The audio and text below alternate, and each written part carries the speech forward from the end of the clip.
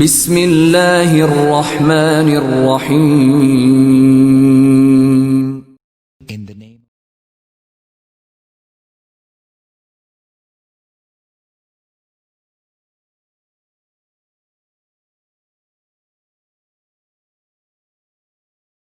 بسم اللہ الرحمن الرحیم. اللہم صلی علی محمد وعلی محمد. جناب زہیر بن قین کہتے ہیں کہ وہ مقام کہ جب امام حسین علیہ السلام کے کارواں کو حر نے روک دیا ذو حسم کے جگہ پر، تو امام حسین علیہ السلام نے خطبہ دیا. امام دنیا کی ناحق اور ظلم کا بول بالا، اور آج 1400 سال سے وہی ظلم اب بھی ہو رہا ہے، وہی ناانصافی اب بھی ہو رہی ہے، وہی حکومت میں سیاست، گندی سیاست، اس کی مخالفت میں امام نے بہترین خطبہ عنایت کیا. اس مقام پر امام علیہ السلام نے کہا، کیا نہیں دیکھتے ہو کہ حق پر عمل نہیں ہو رہا ہے؟ میں کبھی بھی موت سے نہیں ڈرتا، موت کو شہادت سمجھتا ہوں، شہادت کے علاوہ کچھ نہیں ہے. ظالموں کے ساتھ زندگی کو میں ہمیشہ ذلت اور رسوائی کے علاوہ کچھ نہیں جانتا. امام حسین علیہ السلام نے اپنا موقف صاف کر دیا. بہرحال امام حسین علیہ السلام کا جب خطبہ مکمل ہو گیا تو جناب زہیر قین بھی کھڑے ہو گئے، اور جناب زہیر نے کہا کہ آقا، کیا میں آپ کی تقریر کو سمجھ پایا ہوں؟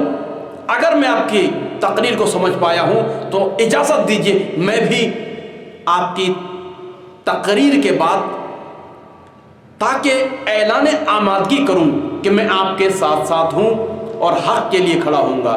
دیکھیے، آج بھی زہیر قین جیسی شخصیت دنیا میں ضرور پائی جانی چاہیے جو حق کا ساتھ دے، یعنی 1000 کے لشکر کے مقابلے میں نہ ڈرنے والا شخص.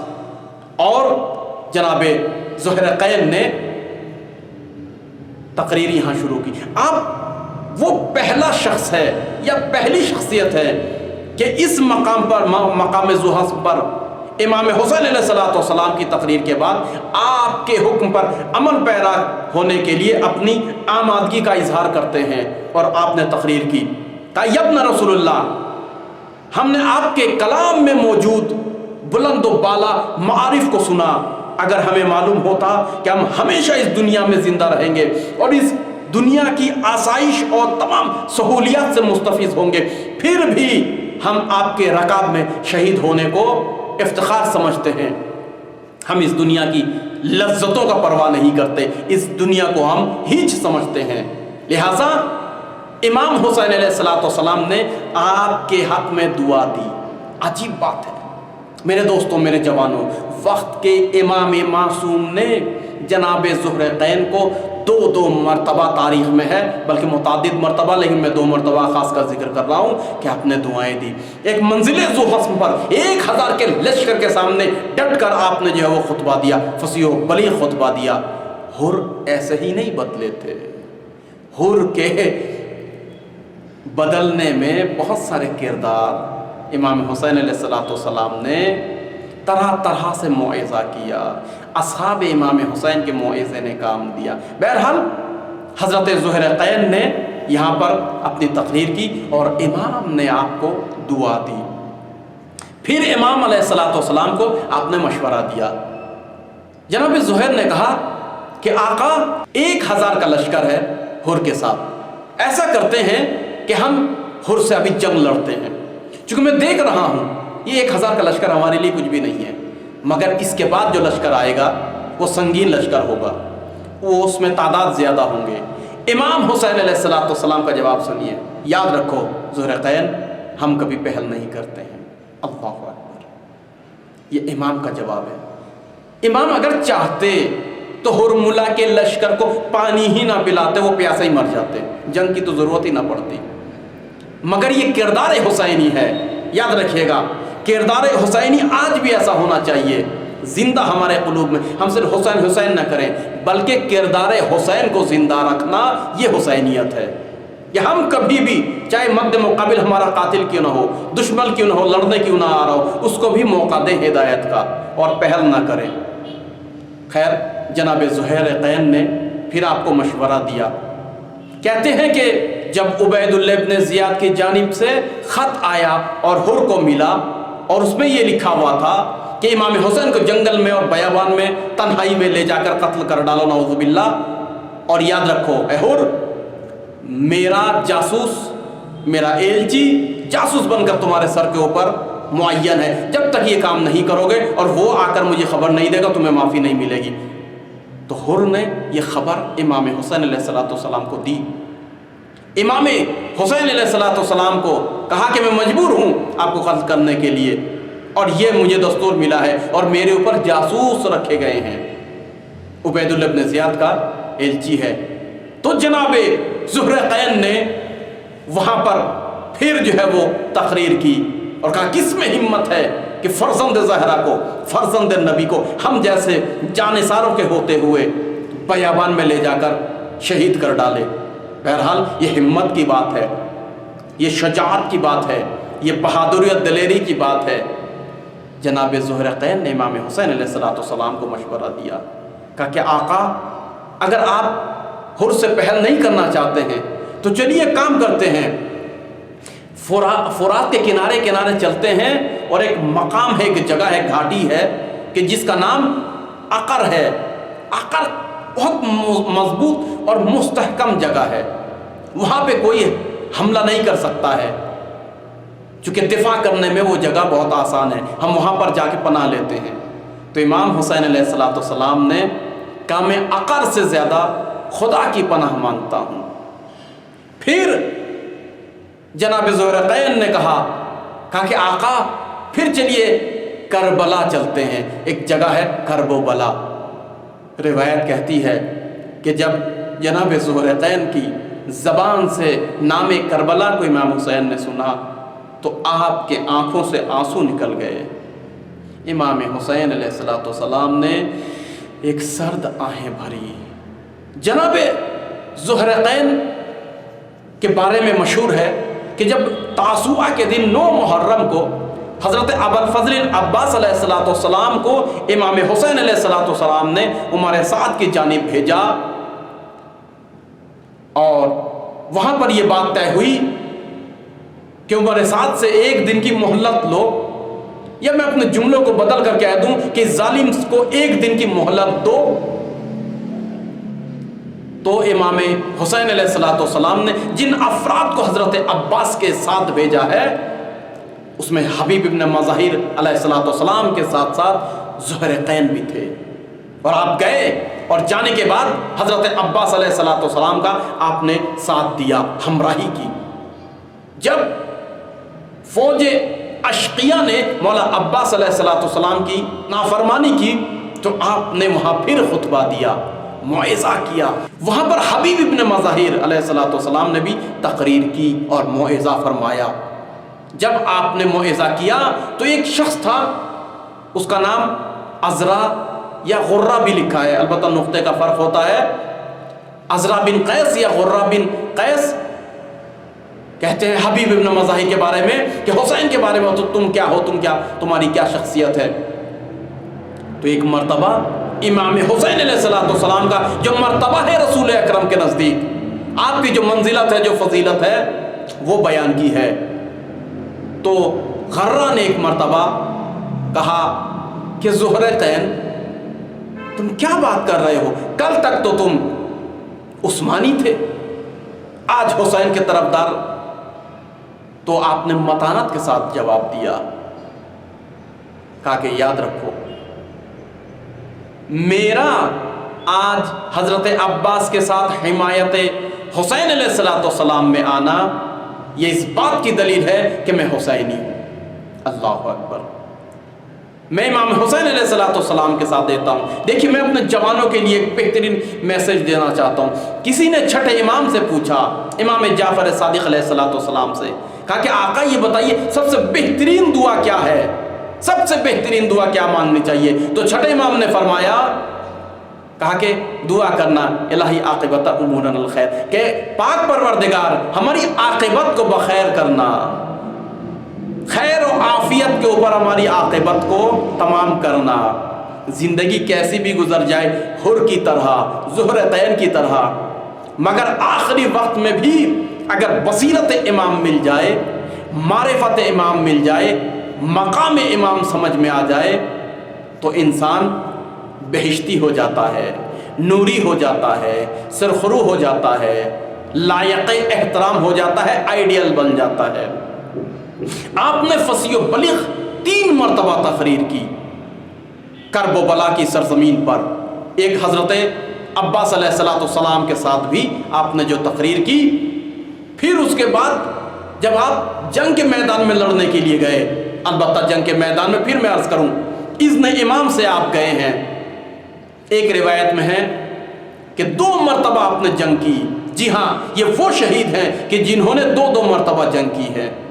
ایک حضرت حر علیہ السلام کے ساتھ آپ جنگ کرتے گئے، جب حضرت حر کو مدد کی ضرورت پڑتی آپ حضرت حر کو مدد کرتے تھے، حضرت حر بھی اسی طریقے سے جب آپ کو مدد کی ضرورت پڑتی تھی جنگ میں تو آپ کی مدد کو آتے تھے، میسرہ سے میمنہ اور میمنہ سے میسرہ، یعنی رائٹ سے لیفٹ اور لیفٹ سے رائٹ، اس طریقے سے فوجوں کو کاٹتے ہوئے ایک دوسرے کی مدد کے لیے پہنچ جاتے تھے۔ بہت عظیم، یہ دونوں بہادر تھے۔ تو کہتے ہیں کہ اذن امام سے آپ جنگ کے لیے دوسرے مرتبہ جب گئے تو آپ نے نصیحانہ موعظہ کی لشکر یزید سے، اس میں بہت سارے عجیب و غریب نکات آپ نے بیان کیا ہے، جس میں سے کچھ نقطہ، ایک آپ نے مقام امام حسین رسول اکرم کے نزدیک، یعنی رسول کی نگاہ میں امام حسین کیا تھے، کہا کہ جب نبی حسین کو اتنا مانتے تھے تو تم کیوں نہیں مان رہے ہو؟ پھر آپ نے اپنی گفتگو میں حقوق یاد دلایا، یعنی ایک مسلمان کا دوسرے مسلمان کی گردن پہ کیا حق ہے۔ پھر کہا چونکہ تلوار کی جنگ سے پہلے ہم مسلمان ہونے کے ناطے بھائی بھائی ہیں، اس مسلمان ہونے کے ناطے ایک دوسرے کی گردن پہ حق ہے، اس حق کی بنا پر ایک حق یہ ہے کہ موعظہ کرنا، میں تمہیں نصیحت کرتا ہوں۔ لہٰذا میں یہاں اپنے جوانوں کا ایک جملہ کہوں، اگر کوئی بزرگ آپ کو نصیحت کرے تو اندیکھی مت کیجیے، اس کا مذاق مت اڑائیے۔ حق ہوتا ہے مسلمان کی گردن پہ مسلمان کا کہ وہ نصیحت کرے، اسی طریقے سے آپ بھی نصیحت کیجئے، مگر نصیحت کرنے کے شرائط ہے، ان شرائط کے اوپر جیسے متانت ہو، سامنے والا آپ کی نصیحت کو مانے۔ میں مکمل ان کو بیان کرنے یہاں نہیں آیا ہوں، دیکھ لیجئے گا۔ بہرحال امر بالمعروف اور نہی عن المنکر اور حقوق برادری جو ہے وہ پامال نہیں ہونی چاہیے، اب بھی رائج ہونی چاہیے۔ آپ نے حقوق یاد دلایا بھائی کا بھائی کے اوپر، لہذا اس حقوق، اس ادھیکار کی بنیاد پر آپ نے موعظہ فرمایا۔ تیسرا جو نقطہ اہم ہے آپ کی تقریر کا، اہل بیت علیہ السلام کو معیار سنجش بنایا، اپنی کسوٹی بنائی، کہا کہ دیکھو جو اہل بیت کے ساتھ ہے وہ نجات پائے گا، جو اہل بیت کے مخالف ہوگا وہ گمراہ ہوگا۔ اہل بیت رسول اکرم صلی اللہ علیہ وسلم کو میدان کرب و بلا میں کسوٹی بنانے والے زہیر بن قین ہیں۔ کہا کہ یاد رکھو اہل بیت، رسول اکرم کی حدیث بھی ہے، ان الحسین مصباح الہدی والسفینۃ النجات، جو سوار ہوگا کشتی نجات ہے امام حسین علیہ السلام کی۔ بہرحال یہ ذات ہے۔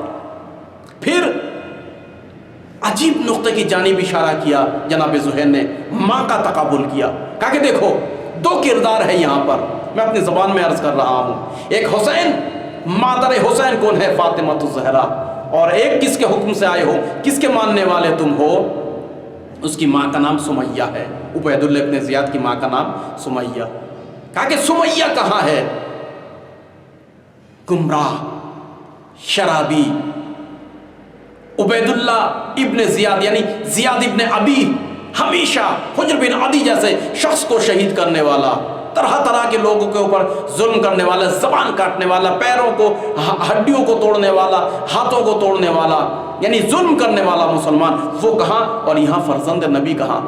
اس کی ماں کہاں اور اس کی ماں کہاں؟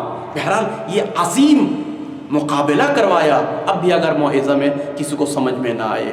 بہرحال آپ کہتے ہیں جنگ کے میدان میں آئے، ایک جملہ یہاں بھی عرض کر دوں، آپ کی شخصیت کی بلندی کتنی ہے کہ عبیداللہ ابن زیاد کا کرب و بلا کے میدان میں ایک غلام تھا جس کا نام سالم تھا، اور ایک غلام اس کے باپ کا تھا، اس کا باپ کا نام زیاد بن ابی، اس کا بھی ایک غلام تھا، اس کا نام یسار تھا، یا برعکس یسار عبیداللہ کا غلام تھا اور سالم، بہرحال تاریخ میں لکھا ہے یہ دونوں باپ بیٹوں کے غلام تھے، جو جنگوں میں صرف غلام ہی نہیں بلکہ باڈی گارڈ تھے، محافظ تھے، جنگوں میں ماہر بھی تھے۔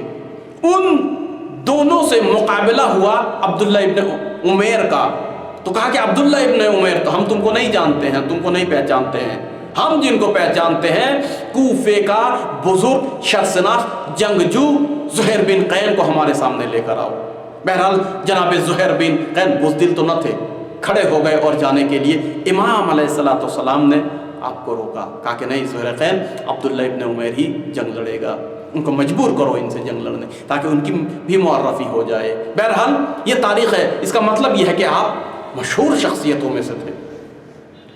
آپ نے ایک عجیب کارنامہ یہ کیا، جنگ اولا میں یعنی صبح عاشور جب جنگ ہونے لگی تو ایک مرتبہ ہنگامی جنگ ہو رہا تھا، یعنی اجتماعی جنگ کا دور تھا، تو اس زمانے میں عمر سعد نے دیکھا کہ ایک مرتبہ حسین ابن علی کے لشکر کے ساتھ وہ کامیاب نہیں ہو پا رہا تھا، تن بتن کی جنگ میں، تلوار کی جنگ میں کامیاب نہیں، چونکہ یہ بہادر تھے اور وہ تو بزدل تھے، لہٰذا اس نے حسین بن نمیر کو بلایا اور کہا کہ 500 لوگوں کو تیر انداز معین کرو اور تیر کی بارش شروع کر دو، اور میں ادھر جا رہا ہوں امام حسین کے خیمے کے پیچھے سے حملہ کرنے کے لیے۔ تو شمر کو لے کر عمر سعد خیمے کے پیچھے گیا، تو ایک مرتبہ خیموں میں ہلچل مچ گئی، بچوں کی رونے کی آواز آئی، تو زہیر قین کے کان میں جب یہ آواز، کہا کہ نامی سے رسول کے اوپر حملہ ہمارے ہوتے ہوئے یہ ہونے نہیں دیں گے۔ تو آپ 10 آدمی کے ساتھ آئے،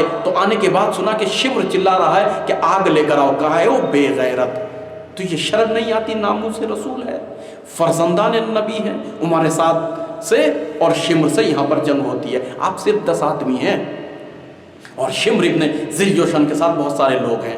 شمر کا جو ساتھی تھا وہ بھی بہرحال ان کی زبان میں بہادر تھا اور شمر جیسا ہی آدمی تھا، اس کا بھی نام بہرحال عزرا یا غرہ تھا، تاریخ میں غے اور کبھی غین سے کبھی عین سے لکھا ہے، اس کو آپ نے جو ہے وہ فنار کیا۔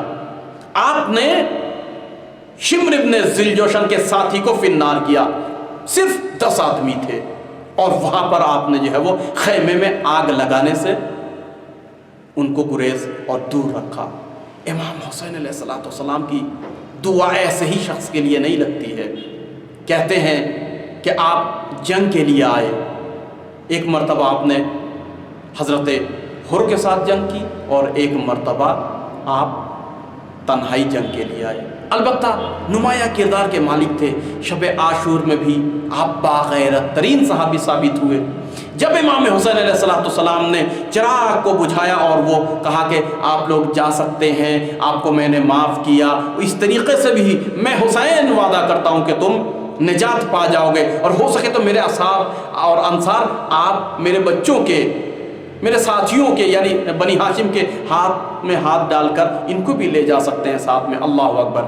بہرحال مختصر میں عرض کر رہا ہوں، تو اس موقع پر سب سے پہلی جو شخصیت کھڑی ہوئی اور جنہوں نے ایک مرتبہ امام حسین علیہ السلام کے فدائی ہونے کا اعلان کیا، وہ زہیر قین تھے، سب سے پہلے وہ کھڑے ہو گئے نصرت حسین میں، اور آپ نے فرمایا امام حسین علیہ السلام، کہا کہ مولا اگر ہم بار بار قتل کیے جائیں گے اور بار بار زندہ ہوں گے تو یاد رکھیے گا ہم آپ کا ساتھ نہیں چھوڑیں گے، ہم شہادت کو ترجیح دیں گے، زندگی کو آپ کے بغیر زندگی اب کوئی معنی نہیں رکھتی ہے۔ بہرحال آپ جو ہے وہ جنگ کے میدان میں جاتے ہیں اور تنہائی 150 لشکر یزید کو فنار کرتے ہیں، پھر اس کے بعد چاروں طرف سے آپ کے اوپر عمر سعد کے حکم سے تیروں کی بارش ہوتی ہے، تیروں سے جسم آپ کا چھلنی ہو کر زمین کرب و بلا پر گرتا ہے۔ ہاں میرے عزیزوں، میں یہاں پر ایک جملہ عرض کرنا چاہتا ہوں، روایت میں لکھا ہے 2 شخصیت کے بارے میں، ایک حبیب ابن مظاہر اور زہیر قین، کہا کہ آپ کی جو ہم شریک حیات دیلم یا دلہم بنت عمرو ہیں، انہوں نے زہرقین کے غلام سے کہا ہے غلام بعد شہادت کربلا کی یہ کفن لو اور کربلا میں جاؤ اور اپنے آقا زہرقین کو یہ کفن پہنا دو۔ تو غلام کفن لے کر کربلا کے میدان میں آتا ہے، اور آنے کے بعد جب دیکھا کہ فرزند زہرا نواسہ رسول بے غور و کفن اور بغیر کفن چلچلاتی دھوپ میں لاشا ہے، تو ایک مرتبہ آپ واپس گئے اور جانے کے بعد کہا کہ مالکن میرے آقا زہیر کو میں کفن دوں یا نواسہ رسول بے غور و کفن ہے؟ تو اس طریقے سے غلام نے ایک دوسرا کفن لیا اور اس کفن کو اپنے آقا زہرقین کے کو کفن پہنایا۔ انا للہ و انا الیہ راجعون۔